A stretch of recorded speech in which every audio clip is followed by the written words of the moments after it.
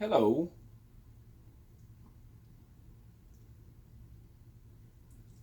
Woke up with a headache that felt like I had a drill press going straight through my head. It was raining all day, so I slept most of the day. Um,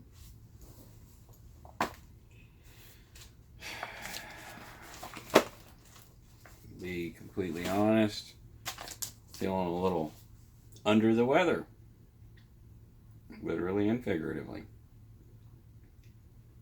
Um,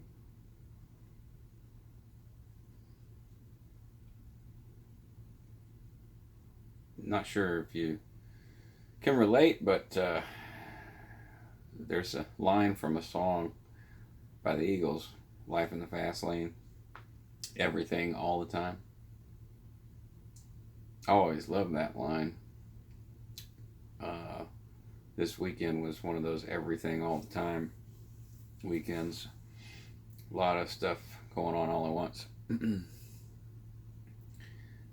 It's not big surprise.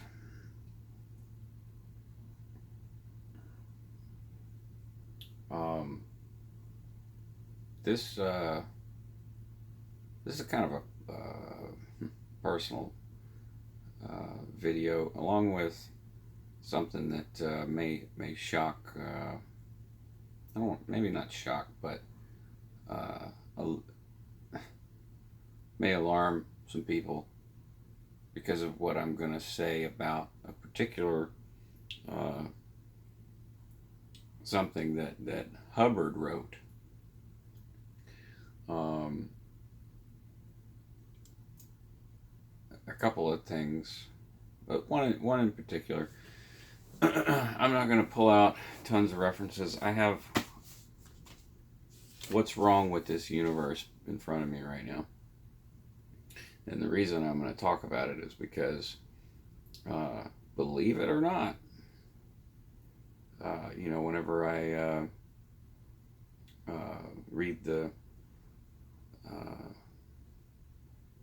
the some people read the Bible, some people read the Quran, some people read Scientology books, some people read self-help books, people read whatever they want to read.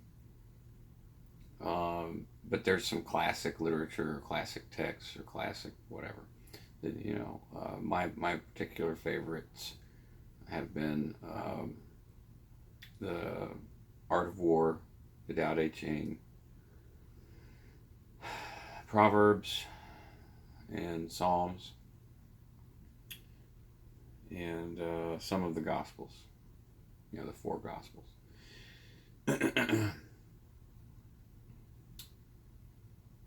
Now, just so you know, before I read this and tell you my interpretation of it, um, there is no part of me that validates the study of Scientology. No part of me that validates it. However, there are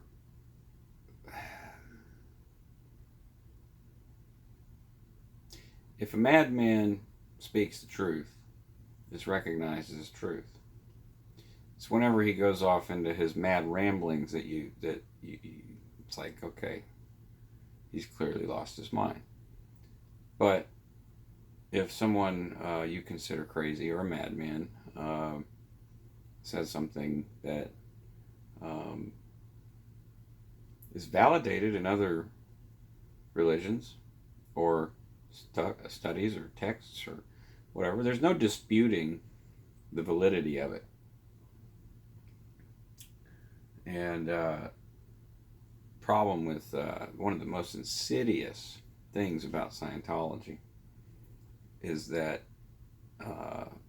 Hubbard took some of the most beautiful, simple truths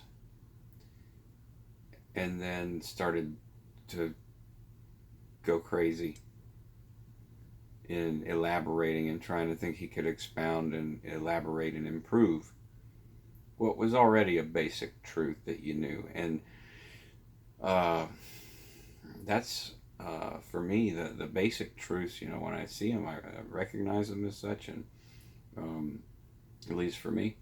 And the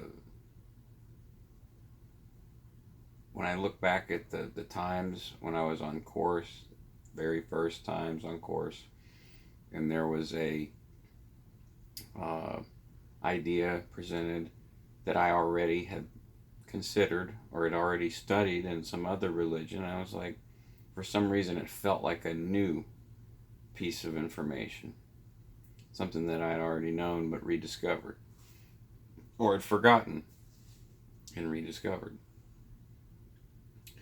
So, um, there's two things that I want to talk about. One of them is in what's wrong with this universe. It's from the Philadelphia Doctor course, which if you follow uh, the supporters group, there's people who, you know, say, you know, I studied the PDCs because it's a big course, right? It's called a doctorate course. And indeed, the time you spend in Scientology learning some of the courses, you could have easily gotten a degree um, in something else more useful. Some cases, multiple degrees or even a doctorate. But in What's Wrong with This Universe from the PDCs, there is a definite influence of the Tao Te Ching and the Art of War, in that what you think about tends to expand, and not just the Tao Te Ching and the Art of War, but also the Dhammapada and the sayings of the Buddha and the Buddha Sutras. In the sayings of the Buddha, in the first in the first saying of the Buddha is, we are what we think. With our thoughts we make the world. And so, with those things in mind, what you think about tends to expand. With our thoughts we make the world. Here are the 3 quotes from What's Wrong with This Universe out of the hard sell pack that, believe it or not, in his own words, actually check out. I'm not validating Scientology. You can't validate truth. Truth is truth. Now, he does have his own language, just like when you read something in different translations. So the first quote is, that which a person works hardest on, he winds up having. That's one of the fundamentals of this universe. That to which he devotes energy, he finally has. How do you work this out? Matter is condensed energy. So therefore, if you keep pouring out energy on something, you will eventually have it. I mean, it's just as simple as that, end quote. To me, this means the same thing as, with your thoughts you make the world, and what you think about tends to expand. So if all you're thinking is negative things, that will tend to expand. If you think positively, that tends to expand. So you must be very careful as to what you think.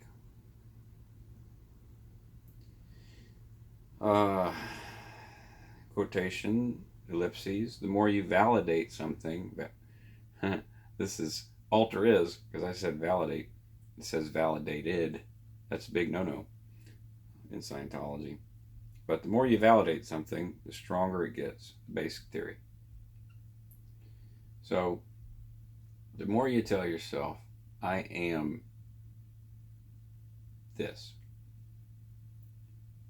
the more you're validating yourself as to whatever that is.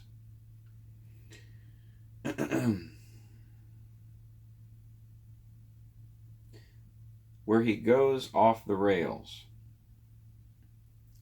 and I mean way off the rails. This is one of the hooks that, see, free one hand, trap the other.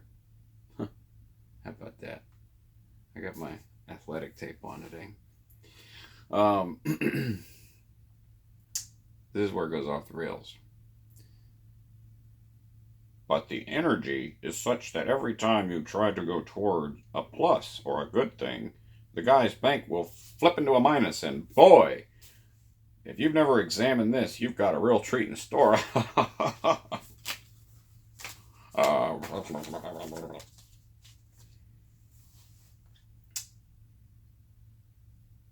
What the fuck does that even mean? I'm not even going to try to understand it because it doesn't make any sense. What he's saying is a hook. It's a trap. He just said in the first 3 quotes something that was true. Remember, I'm not validating Scientology. What I'm doing is I'm explaining that in order to indoctrinate someone, in order to get someone to dedicate themselves to some bullshit, in other words, in order to enslave someone and get them to enslave themselves, you can't simply take a normal person. What is normal, right? You can't take a person and then start just telling them what to do. They have to believe something. There has to be some little bait of truth, some little nugget of truth that is then bait and switch. And the bait and switch here is in the nonsense that he says, but energy is such that every time, he's saying that energy or thought, whatever, is such that every time you try to go toward a plus, all right, be positive. Every time you try to be positive, then the bank will flip into a minus, which the bank, which is your subconscious, unconscious, reconscious, reactive mind, Freudian shit, stuff that has long since been dismissed as something we can't study, something that we don't know much about. You know, we cannot define that which is undefinable. That, you know, it doesn't. You can't account for something that you can't measure. Yet he tries. So he assumes that any time you have a positive thought, that the reactive mind is going to say, oh no, can't have a positive thought. And this is the hook that gets into your head. The previous 3 statements are actually pretty spot on if you know the language of Scientology. The 3rd paragraph, quote, is the hook. And when I say hook, I mean like a hook in your head or a hook in your mouth to get you to think every time you have a positive thought, there's going to be a negative thought. And that is something you have no control over without the help of Scientology.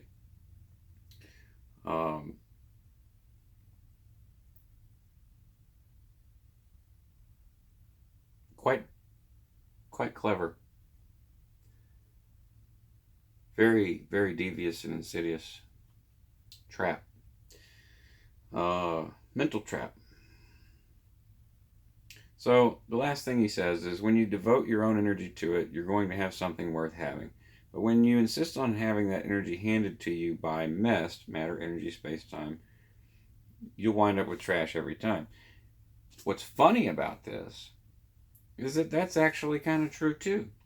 Because if you are insisting on having energy, and this is loosely defined, handed to you by MEST, matter, energy, space, time, which is very loosely defined. That could be anything.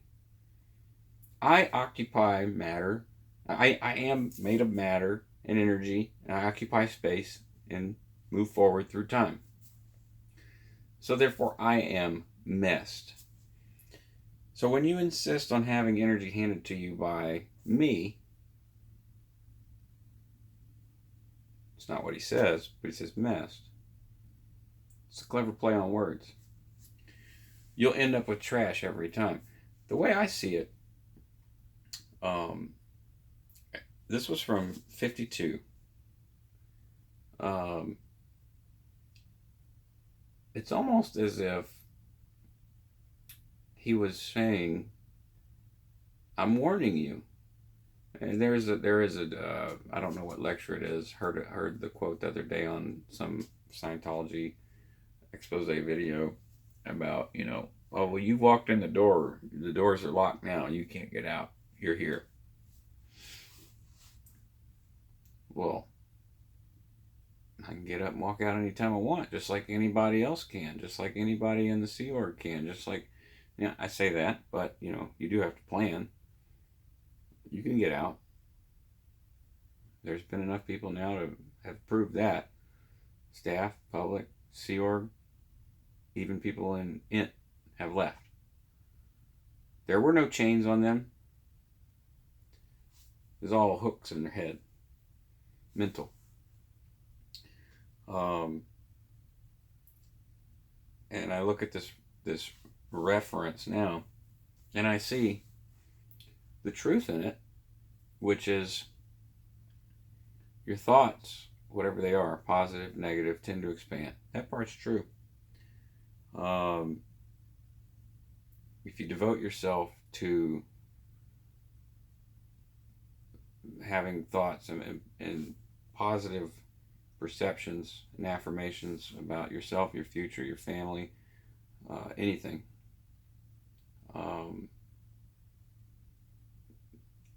consistently, things will improve. But the hook is whenever you start to read and think and are constantly reading and thinking about this whole reactive mind concept. And when you have another entity, whether it's a person or the group, telling you what to devote your energy on, you'll end up with trash every time. So he's pretty much telling you right there in plain text, you're my slave. And you're so happy to be his slave because he's given you a little bit of truth. And that's all I'm saying, is that in order for someone to be enslaved, there's got to be a little bit of nugget of truth that then can be, that's the bait. And then you're like, wow, that's true. You inspect it, you look at it, that is true. And then the next part comes along and just obfuscates it. And that's like a hook in your head. So the other thing is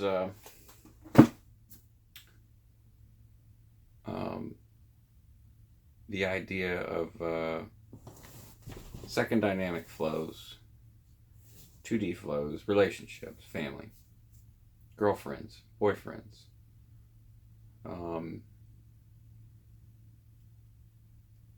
We weren't allowed to have that on staff. It was strictly third and fourth dynamic activities.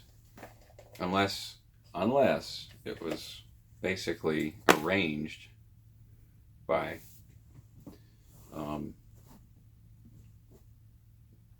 the executives.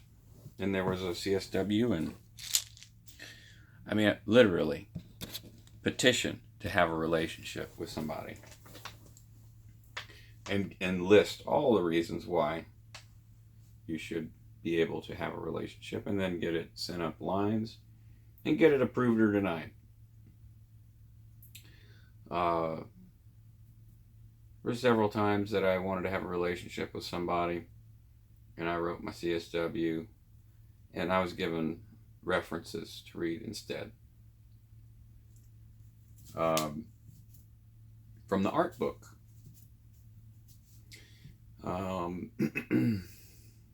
And some other miscellaneous references. I don't know which ones. I could probably dig back and find them, but I really could care less.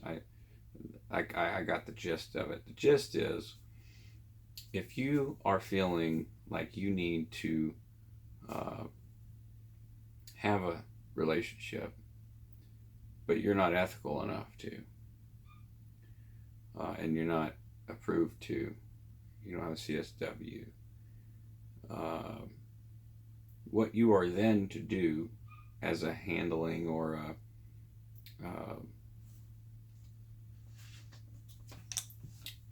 well, in some senses, if you want to pull in a relationship, what you do is you create things. But the only thing you're really allowed to create is more Scientologists. So public Scientologists are different. We were instructed differently about their second dynamics, how to handle them on their second dynamics. And if we didn't want them to have a second dynamic, or if the executives didn't want them to have a second dynamic, we would encourage them. Most of the public that we had were artists. We encouraged them to focus and dive into their artwork, whatever that was, their craft, music, film, whatever that is. And there is a element of truth to this reference. Don't know the reference. Not going to show you where it's written. I'm a wog now. But what it basically says is that the act of creating gives you the same feeling of love. And